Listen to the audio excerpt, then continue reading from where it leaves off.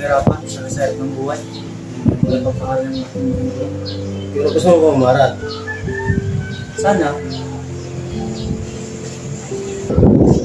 Gusto mo bang ako para sa'yo? sige kuya.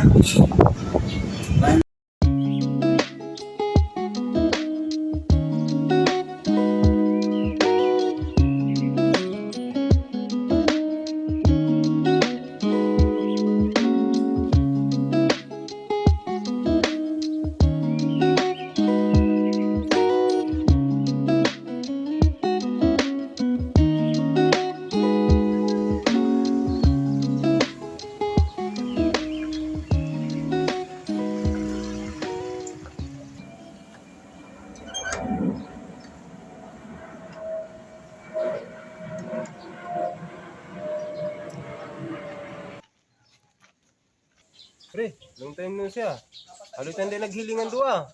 4 na taon, saan ka nagduman-duman? Iyo baga pre, hala ko Manila. Duma ko nag-eskwela, duma naman ako nagtapos. Kaya parang hindi kita nagkahilingan, haloy na, tapos sa Manila ka pala nag-eskwela. Pasensya nga pala sa mga sinabi ko sa imo, so huling hilingan tan duwa. Sa maraot na sinabi ko sa imo. Ha? Okay lang yun pre, walang problema. Nakalimutan ko na yun. Ayun pre.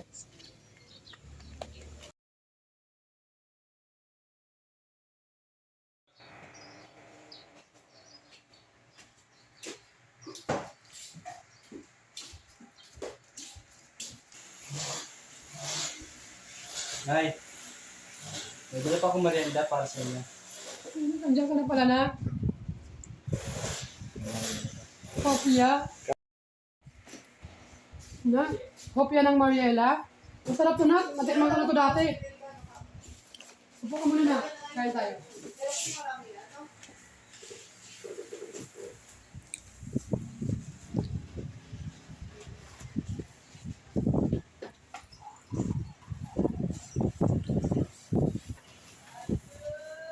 Nay, tubig nyo na. Salamat na.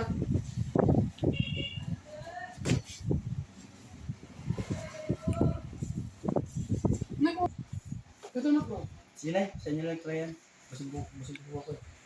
Nay, nainom niyo po ba yung ano? Nainom niyo na po ba yung gamit niyo? Tapos na na. Kanina pa na.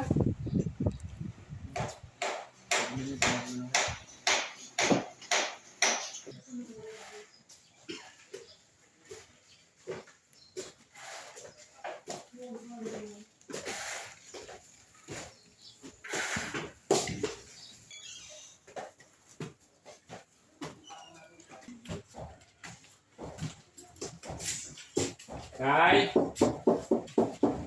Nay!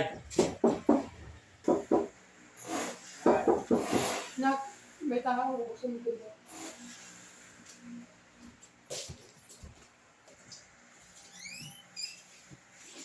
Nay, sino kuya pala to?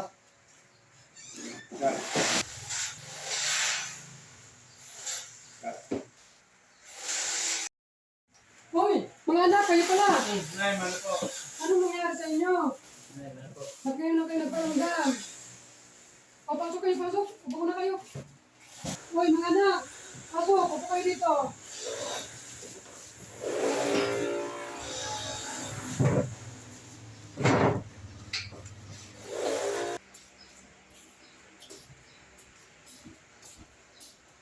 Anak, saan ka pupunta? Saglit lang dito po.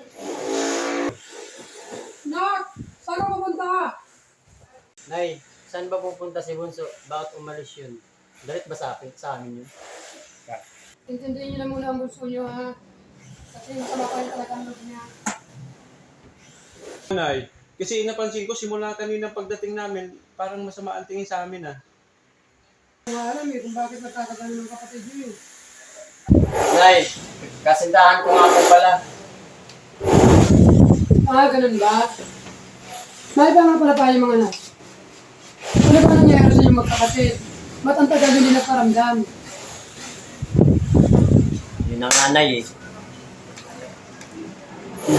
Naloko kami ng recruiter. So ngayon, kaya sa hirap ng sitwasyon namin doon, naging TNT kami sa ibang bansa. Kaya nawalan kami ng komunikasyon sa inyo. Hirap. Oo nga Nay, kahit nga pagkain, alam mo ba kung saan kami kumukuha ng pagkain? Namumulot lang kami. Kasi, wala, ang hirap kasi maghanap ng trabaho doon. Kaya ito, talagang napakahirap ng buhay namin doon. Kasi kahit pagkain namin, nahihirapan kami. Ang hirap pati maghanap ng trabaho. Pagka yung nandoon ka sa bansang hindi mo kabisado. Hirap din pala ng pinagdaanan niyo doon, mga anak. Eh, paano kayo nakauwi? Nay, si Kate nga po pala ang tumulong sa amin para makauwi kami dito sa Pilipinas. Ginawa niya ang lahat ng paraan para makauwi kami tatlo. Wala yung pray. Salamat, babe. Buti nakilala kita. Maraming salamat sa iyo, Ning, ha, sa pagtulong mo sa mga anak ko. Okay lang po yun. Nay, magpapahinga mo muna kami. Pagod po kami sa biyahe. Sige na, magpahinga muna kayo. Pagod pa kayo sa biyahe. Sige po ma, pahinga muna po muna kami. Sige, Nay. Dito muna kami.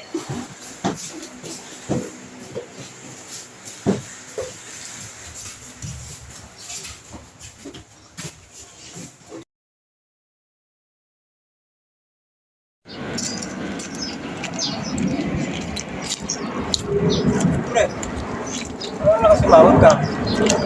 Anong problema mo? Hindi na may tingin mo. Ang dami bang ang gano'n mo? Kasi yung mga kuya ko, galing mo bansa eh. Oo. Ba't nga matuwa ka kasi nandiyan na yung mga kapatid mo. Matagal din kayo hindi nagkita, di ba? Pinabayaan din kasi kami ng mga ano ko eh. Friend ko eh. Paano mo nasabi na pinabayaan kayo? Tapos darating sila bigla-bigla. Maganda yan, pre. Kausapin mo muna yung mga kapatid mo. Kasi baka di mo naman alam yung nararanasan nila sa ibang bansa. Maganda yan, mag-usap-usap kayo para malaman mo rin yung side nila kung bakit sila napawi kagad dito sa ibang sa ating Pilipinas. Hindi ko alam kung anong isipin ko eh. Usapin mo nga sila para malaman mo rin yung mga yung para lahat ng opinion nila sa'yo. Kaya, pindihan mo rin kung bakit sila napawi kagad dito sa Pilipinas. Saka hindi lahat rin na isipin mo na pinabayaan ka ng mga kapatid mo. Baka di mo lang alam na sa mama mo yung nanay mo pala pinapadala pera na hindi mo naman alam. Diba? Kaya maganda yan, kausapin mo sila. Nasaan ba mga kapatid mo? Nandun pa eh, iniwan ko sa sa bahay. Umalis ako eh. Dapat kinausap mo sila.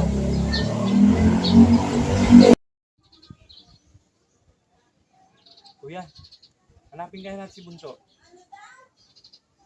Mabuting pa nga siguro, Tol. Ha?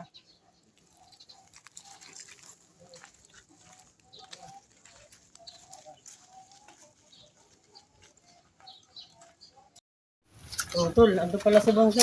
Oh, oo nga no. Tara. Kausap natin.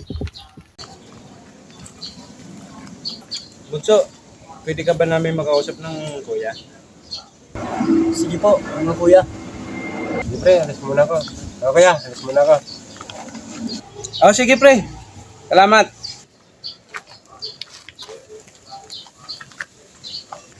Ganito kasi ang bunso.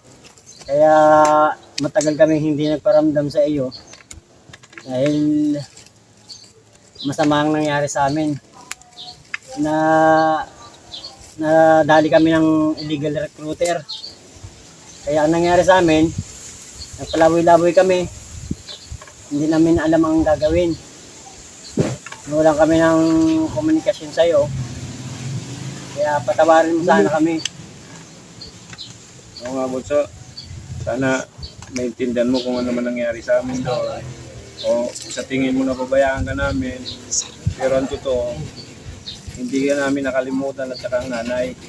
Talagang halos wala rin talaga kaming makuhang trabaho doon eh. Kaya sana, patawarin mo kami. Sorry mga kuya.